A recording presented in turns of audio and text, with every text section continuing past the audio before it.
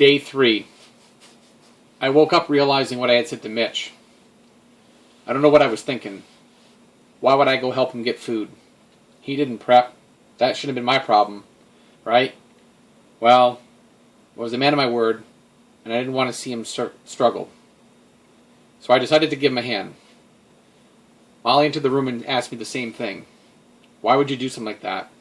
Why would you make a decision like that without talking to me? Why would you risk getting hurt or leaving me alone, risking myself getting hurt? I told her, well, he's a friend, he's armed, he's one of us, we need to help him. I know it was a spur-of-the-moment thing, but I had to do what I had to do. She said, fine. I said, I'll have a walkie-talkie, you'll have your other walkie-talkie, we'll stay in close contact. If anything were to happen, I'll turn around and come back. It was about a 2-mile trip to the grocery store. It wasn't going to take us very long to get there. She agreed. I said, keep the Ruger 22 LR on you at all times. Don't answer the door for anybody. Don't do anything. Just stay to yourself and keep yourself in the basement at all times until I come back. She said, fine. I met Mitch outside. I walked over to Lenny and Mariah, told them what we were going to do. They said they would keep an eye on things and they would keep an eye on our houses. So we began our journey to the grocery store during an EMP attack. Crazy, huh? About a quarter-mile in, there was a gas station down the road. I told Mitch, let's stop there first and see what we can find. We got there and there was already hundreds of people trying to get into the building. There was a lot of commotion and chaos. I had walked in and saw what was going on. There were people demanding to get food and water and whatever supplies that were left in the store. The owner of the store said, no money, no nothing. Everything was down. I had grabbed before we left about $100 in cash, and I brought 2 small backpacks with me, just in case we were able to load up anything on the way back. It was just then when I heard a big thump in the back of my head. Someone had hit me, didn't know what it was. I hit the ground pretty hard.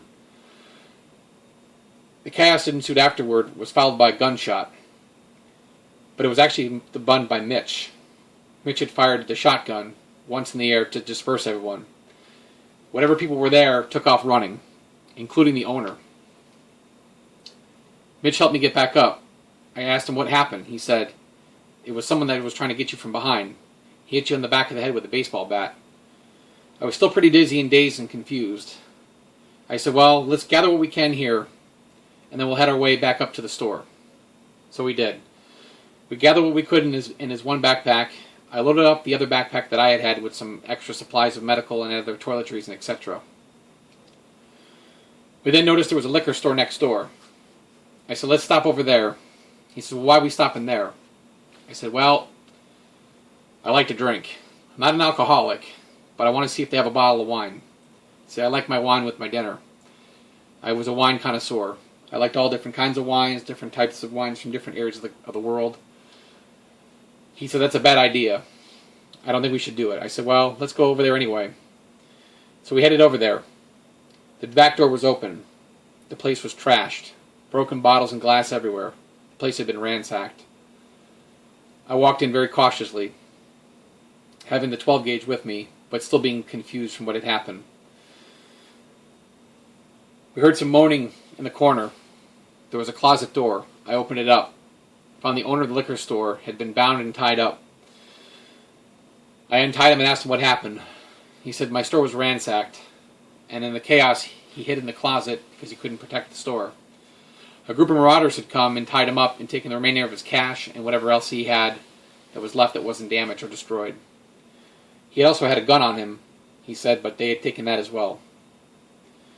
I said, well, do you need any help? He says, no. My days are numbered. I'm done. I said, why are you giving up so soon? He says, I can't do this anymore. Take what you want and leave. With that being said, I found 2 bottles of unbroken wine, put them in my other backpack, and we headed out. Mitch and I decided to go across the street into a little gully in the woods. We took my one backpack, emptied out the 2 bottles of wine, hid them under a bunch of pile of leaves. The other backpack that had kind of medical and some toiletries, I also covered as well.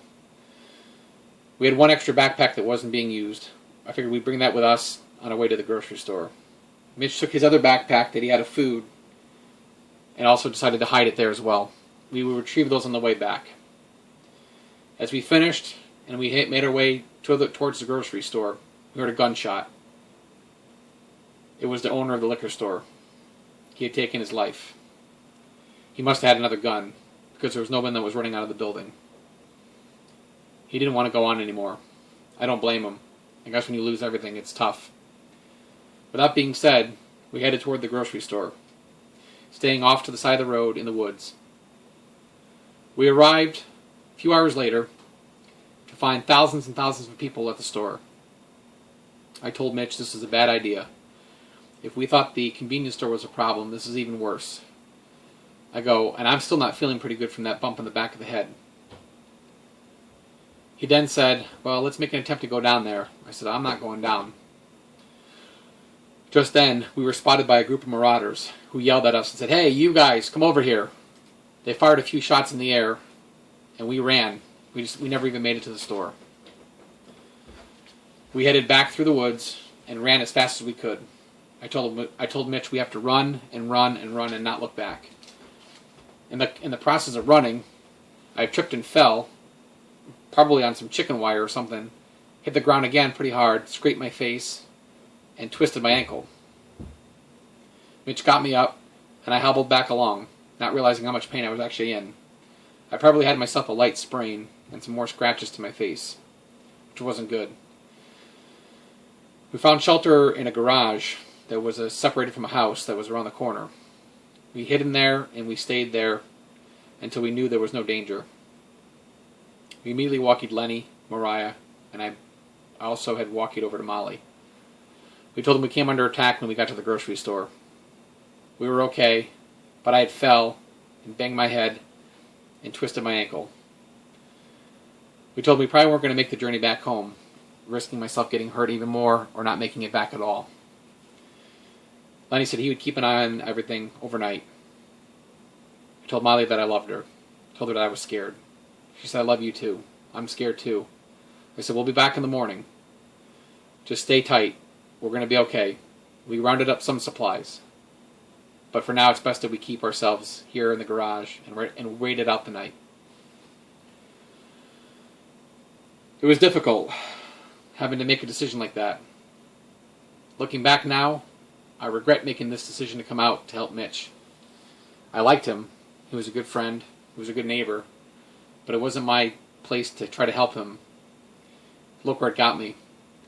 Bumped in the back of the head, scratches on my face, possible twisted ankle, maybe sprained. We did get some supplies, but at what cost? The other part that scared me too was, it's only the third day, and there were already groups and factions forming. There was a group of marauders at the grocery store, who probably were in control of the store, but I couldn't tell. There were also different groups all around the town. People were already starting to have a lot of disorder and chaos everywhere.